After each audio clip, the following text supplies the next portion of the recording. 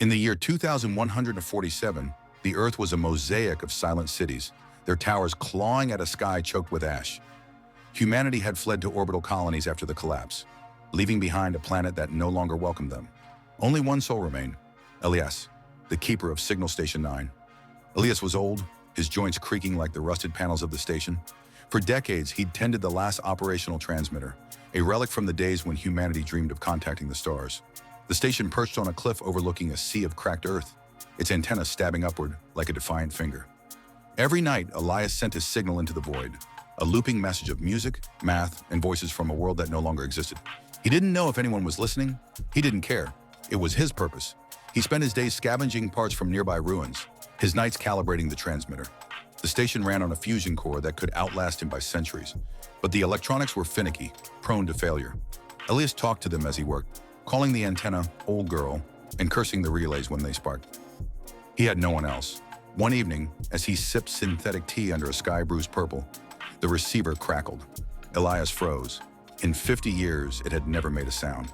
He shuffled to the console, heart pounding, and adjusted the dials. Static gave way to a pattern, pulses deliberate and rhythmic. Not human, not random. He sat trembling as the signal repeated. It wasn't a language he knew, but it was precise, like a heartbeat from the cosmos. Elias checked the logs. The signal came from beyond the Kuiper Belt, a distance that made his head spin. He played it again, letting the alien rhythm fill the room. For the first time in decades, he wasn't alone. He didn't sleep that night. He recorded the signal, analyzed it, and sent a response, a modified version of humanity's message, laced with his own voice saying, "I'm here." Days passed, no reply. He sent it again, then again, each time wondering if he'd imagined the whole thing. On the seventh day, the receiver roared to life. The new signal was stronger, a complex weave of tones that vibrated in his chest. Elias laughed, tears cutting tracks through the grime on his face. He didn't understand it, but he felt it. Curiosity, maybe even recognition.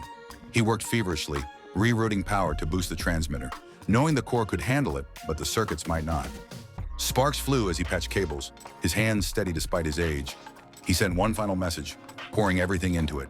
Earth's history, its beauty, its mistakes, his own small life. The transmitter hummed, the antenna glowed, and then silence. The circuits had burned out. The station was dead. Elias stepped outside, the wind biting his face. Above, the stars burned brighter than he'd ever seen. He sat on the cliff's edge, waiting. He didn't know if they'd come or when, but he'd done his part. The signal was out there, carrying his voice to places he'd never see. He leaned back, closed his eyes, and smiled. The earth was quiet, but the universe was listening,